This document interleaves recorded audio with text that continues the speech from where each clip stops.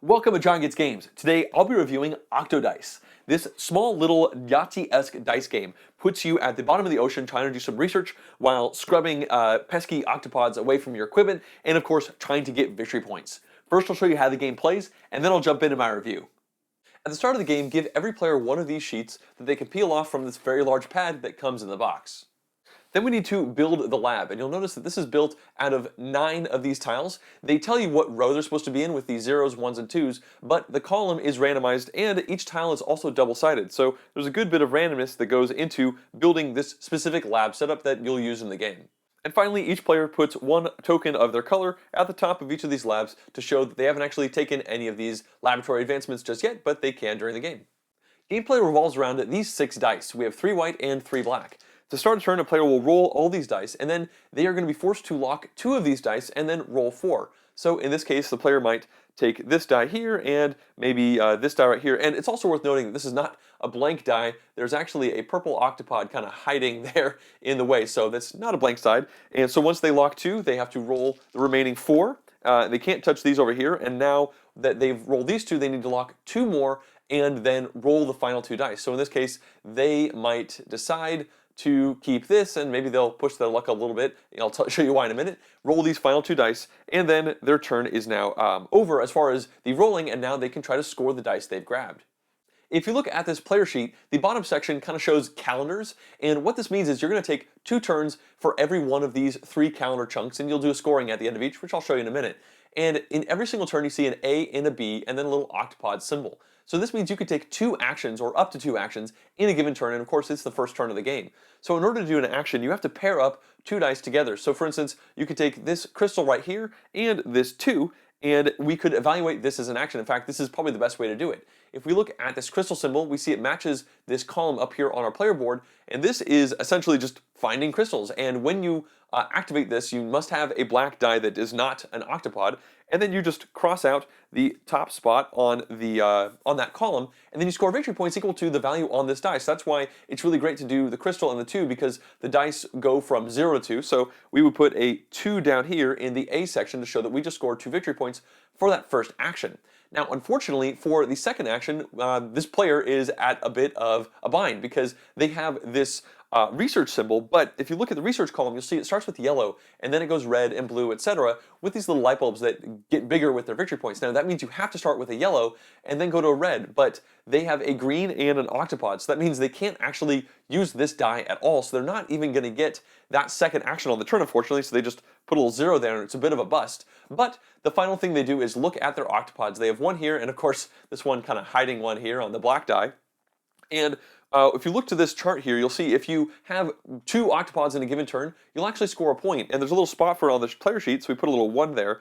And in each of these calendars, there are 2 octopod spots next to a -2, and that means if you don't find 2 of these octopods in your first 2 turns or before the first scoring, you'll lose 2 points. But fortunately, we get to cross off 2 of these octopods, so it's a bit unfortunate the player's only able to do 1 action, but getting these octopods done means they're not going to lose 2 points, and that's going to be the end of their turn. But before the next player takes a turn, every single player around the table can choose to borrow 1 set of 2 dice from this roll, and they can write it down into one of these 2 spots down here. You see a 1 and a 2.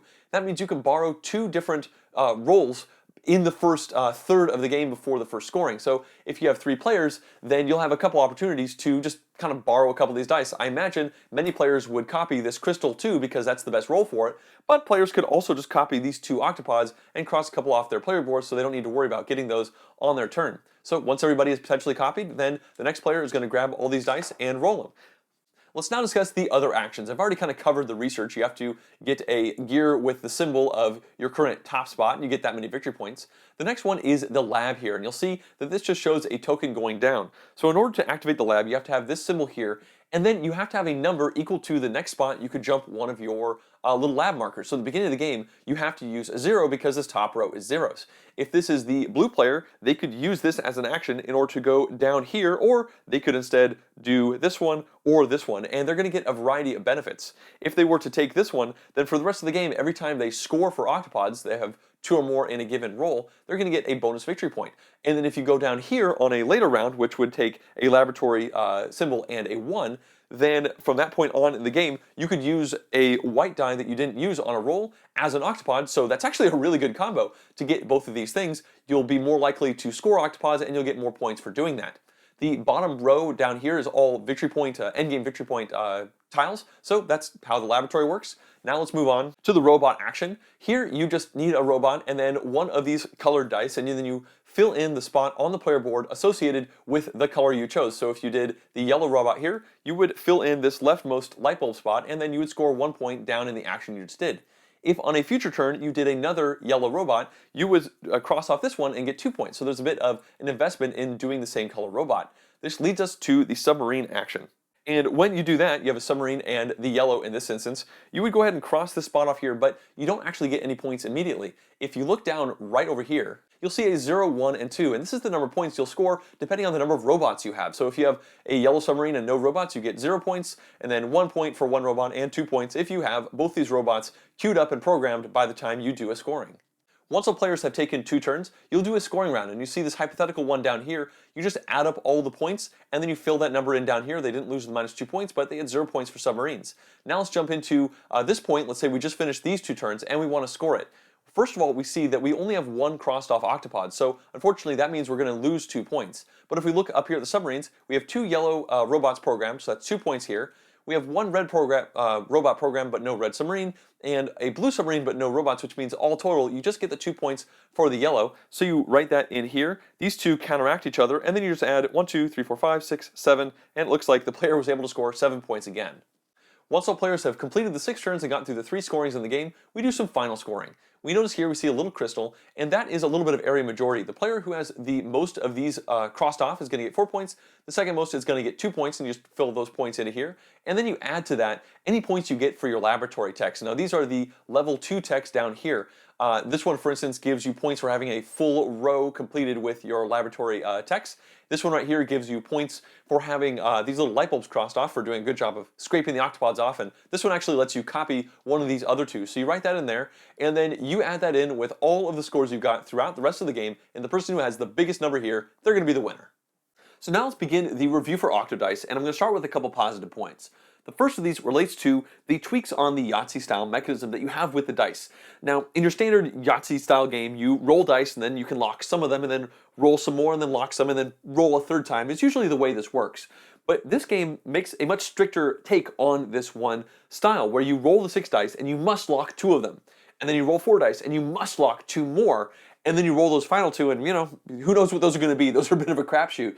And it's kind of a neat, refreshing take, to be honest, to be forced into making decisions like, if you roll 6 bad dice for you, well, if it was Yahtzee, you just re-roll all of them. But in this one, you have to make the best of a not-so-great situation, trying to adapt as best you can. Now, of course, that does mean if you roll 6 bad dice, then you are locking to a not a great situation for yourself. But I just enjoy the tweaks to the decisions that you're making as you are actually playing the game, and also trying to consider what your opponents are trying to do as well amongst the things that you're locking. And when you flip it over to think about when you're watching an opponent take a turn and you're trying to copy one of their actions, it's cool seeing them lock those dice, being forced into it, because you can start to formulate a plan of how you might use their locked dice. So yeah, it's a neat tweak on an old system.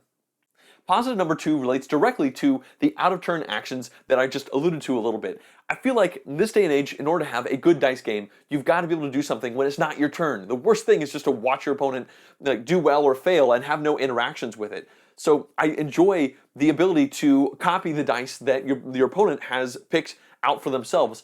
And I think it's also an interesting twist in that you only get to copy 2 actions, 2 pairs of dice, between each scoring round. Now, if it's a 2-player game, then that means you're going to be copying every single turn. But in the 3- and 4-player games, you have this decision of, when do I copy? Like, is that set good enough, or do I push my luck and wait and hope that another one of my opponents rolls something that's even better for me? And it's nice being able to do something when it's not your turn, potentially try to build an engine by using an opponent's lab tech upgrade or something along those lines. It's good. It keeps you invested in what all your opponents are doing, and it makes the game flow really well. Let's now switch over to my one neutral point, which has to do with, well, the luck of the roll of these dice, but more specifically, how you could definitely get unlucky and not take your double actions in a turn. I've seen that happen many times in this game. Now, you're going to take 6 total actions in the game, and at the end of each turn, you use 2 of your pairs of dice to do 2 actions. And especially based off the mechanic where you're forced to roll 2 dice at the very end, I've oftentimes seen myself in a situation where I get to do 1 action because the other actions were either blocked by octopod spots, or maybe it's a research spot where I don't have the correct color, or something along those lines. Now, if you have a bunch of octopods, then sure, you get to score bonus points, and that is nice, although it doesn't feel as satisfying as crossing off other spots on your board. But I just figured it was worth noting that while the game is structured so that you're going to get 2 actions every turn, it does not happen as often as I'd like, which is, all the time. And sometimes that's due to push your luck. Like, you could potentially try to lock your dice in such a way that you for sure have 2 good options, and then that last roll is, maybe good, maybe bad for you. But you're not always graced with that kind of luck. And, for a short game, it's not that big of a deal. It's almost expected that occasionally you're just going to get kind of hosed by the dice you roll. But I figured I would mention that you're not always going to get to use as many actions as you thought you might be able to in the game. Now let's talk about a couple of negative points that are pretty closely correlated, actually, and the first of these is just the overall length of the game. I wish it was a little longer.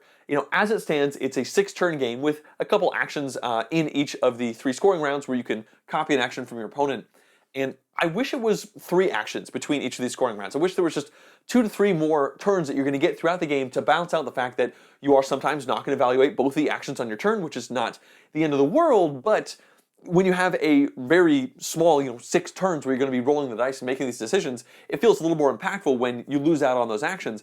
And I just feel like there's some really cool stuff going on, and the game just ends before I want it to. And I suppose that's potentially house rulable, although it's difficult to, modify the scoring sheets like that. And also, it is going to skew some of the scoring aspects. So with the research, if you have more turns, then people are going to be more likely to max out all those different colors or max out all those crystals, and then whoever got the most crystals is less of an interesting decision. So it's not necessarily house rulable. I wish the game was longer.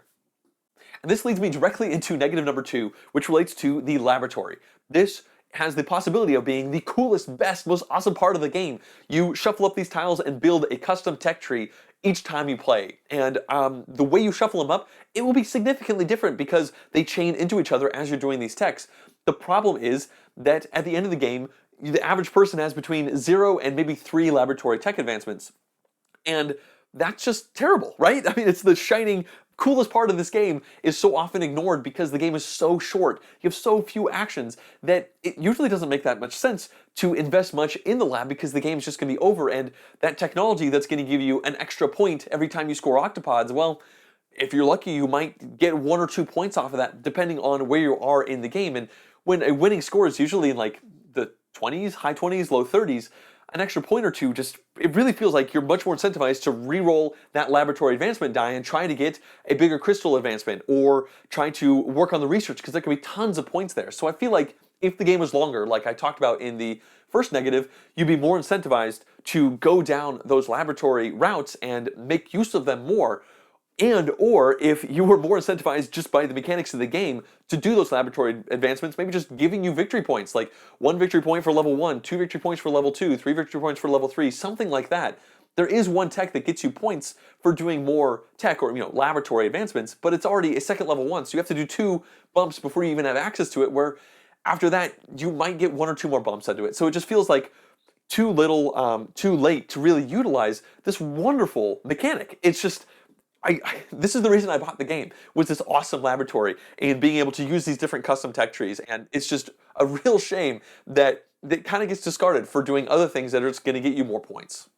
Regarding the replayability for OctoDice, I feel like it's a bit above average, but it could have been way above average, and that's all to do with the laboratory technologies that are randomly shoveled out in each game. Like I just mentioned in the negative points, it's a shame because people rarely use them very much, but people do use them to a certain extent. I've never seen a game end where nobody did any technology. So the variety and replayability of the way these different techs fall out is nice. It definitely injects replayability into the game that would not otherwise be there or be expected in a simple dice game. And of course, with a dice game, you're rolling the dice and they're going to dictate the options that you have available to you. So it's not like you can always go for a robot and submarine strategy in a given game because you might just not roll the dice to do that, even though you might feel like that's a thing that you wanted to do. So one play to the next is going to have some somewhat real differences, and I think the replayability, it's above average.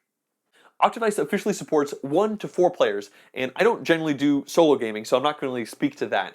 But the 2 to 4 player experience, I've played 2 and 3 player games, and I think that 3 player is going to be the sweet spot. And the reason for that is because you have this extra decision to be made when it's not your turn of when do you copy the dice that your opponent has. Because when you have those multiple different rounds and you can only copy twice between each round, you are going to need to decide, is this worth it or not? Now, there is a 2-player variant in the game box where you roll 6 dice and just each person can copy from that in between each person's turn so that you will have a greater variety of die rolls to copy. But when we played with that, we didn't really like it. It felt kind of clunky, and as an add-on, we actually really enjoyed playing it as a 2-player game because you then are forced pretty much to copy the dice of your opponent. So you are really engaged. So you don't have to decide, am I going to or not on every single turn. You are doing something every single turn because you do a turn, your opponent does a turn, you copy. You do a turn, your opponent does a turn, and you copy. So I like the way that works together in a 2-player game. It makes a good experience, but 3 extra decisions, those are good. And I have not played a 4-player. I think can be fine at 4-player. It's just maybe a little bit longer for the sake of it, and not longer because of more action. So I think it probably plays fine with that. But yeah, sweet spot 3. In conclusion, OctoDice has a bunch of things I like in dice games. You have this roll and lock style mechanism, but you actually force into it, which I think is neat. You have some building aspects to it where you are kind of building an engine with your submarines and potentially with that lab. And also you have player interaction with a little bit of a race and also just being able to do stuff on their turns. Unfortunately, I end up just liking this game as opposed to loving it, which I really think I would do if the game was a little bit longer and if going into those laboratory technologies was more incentivized, because that is really where the game would shine. And it's got this great variability, this great options that you could go down, but in general, it feels like it often makes sense to just forego it entirely and just do other things. All that being said, I've enjoyed every game of this I've played. I look forward to playing it more in the future, and I don't know, maybe I'll try to Photoshop a new scoreboard or something like that to try and get a couple more turns into the game and see how that might tweak things. I don't know, it seems like it might be worth it because there's such a great engine here, a great package of mechanical thoughts and ideas, and it just gets hampered by its overall game length. So I recommend the game with a couple caveats, and yeah, it's just been a good time.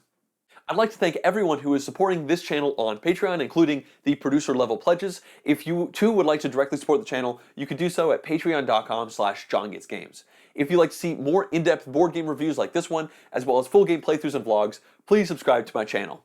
Thanks for watching.